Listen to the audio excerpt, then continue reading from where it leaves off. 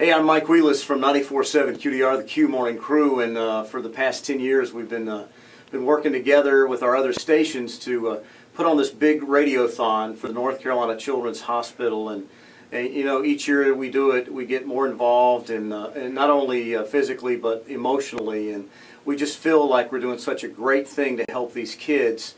This hospital helps children all over the state, no matter what their economic no matter what their financial situation is, and it's just a wonderful thing. And I got to tell you, it brings tears to my eyes to think about these children and what they go through, whether it's a car accident or cancer or whatever it is. And our stations have done so much for this wonderful facility, and we can't wait to do this again this year.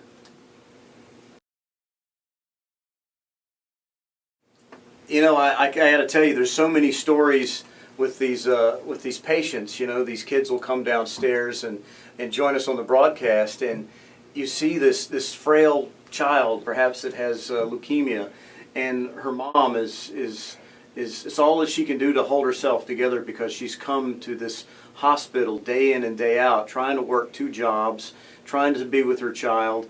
And the kid is just so resilient and is so happy, because this hospital is such a wonderful place. It's happy. Everybody there, you walk in this hospital and you feel just warmth. And that's what I love about it.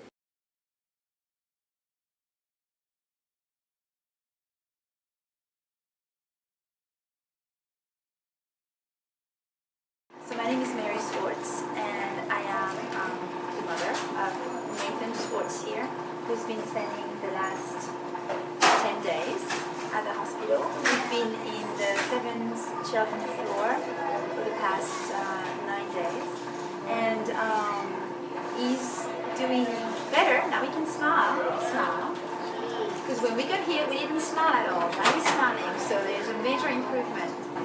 The reason Nathan is here is because he had a bowel obstruction. Nathan has cystic fibrosis. And, you know, in relation to cystic fibrosis, there's a lot of things that could go wrong. And bowel obstruction are probably one of those. So that's why we're here. And he had surgery on him, 6 days ago. This is day 6 after surgery. And little by little, we're getting better.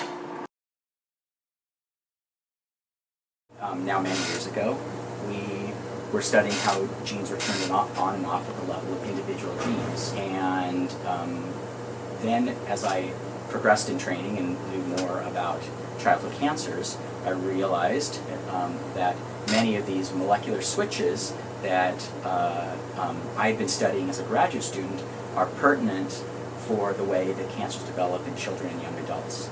And so I became very interested in how can we apply sort of modern tools to understand how those work. So what I've tried to do over the last several years is develop a research program that understands at the molecular level how those molecular switches work, with the idea that that might lead to new therapies.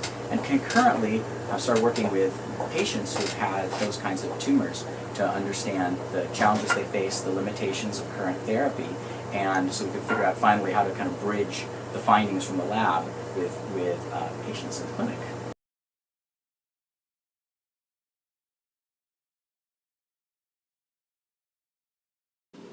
Neuroblastoma generally starts on the adrenal gland and generally spreads to the surrounding organs. In Jenna's case, she had tumor on her adrenal gland as well as her liver.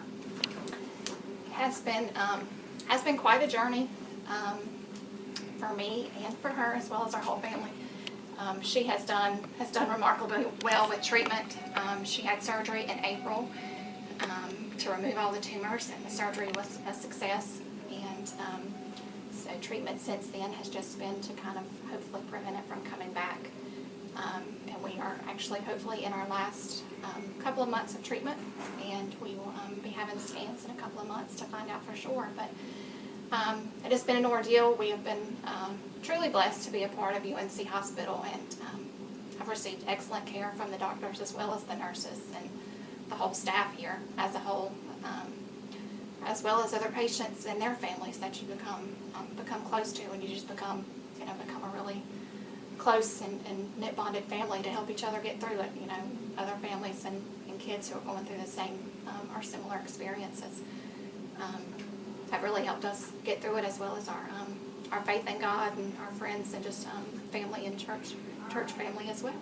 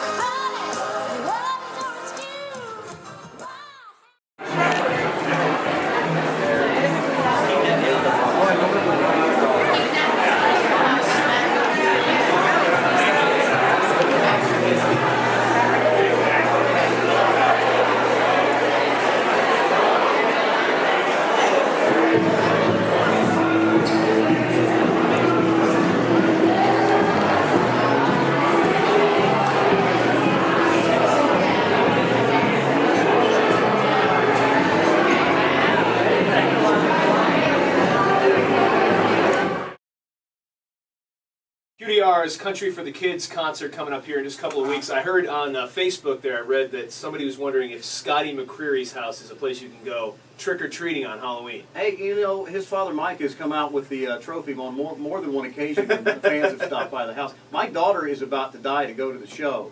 You know, she wants to help the kids, but mainly she wants to see Scotty. Yeah, and big time a show coming up on November 30th for the North Carolina Children's Hospital in Chapel Hill. Scotty McCreary, Jason Michael Carroll, Jared Neiman, David Nail, and Brantley Gilbert, all, by the way, playing fee-free.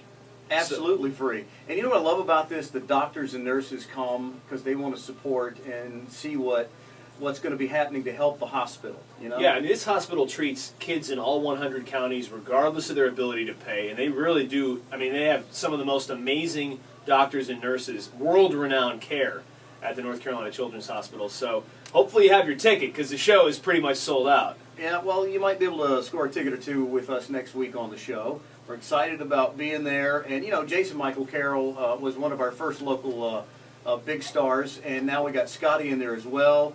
And David Nail's just, he's huge on the charts with Let It Rain and Brantley Gilbert and Jared Neiman. It's just going to be a great show. It's going to be a great night. That is November 30th, Durham Performing Arts Center, the QDR Country for the Kids concert, all benefiting the North Carolina Children's Hospital in Chapel Hill. It's a great cause.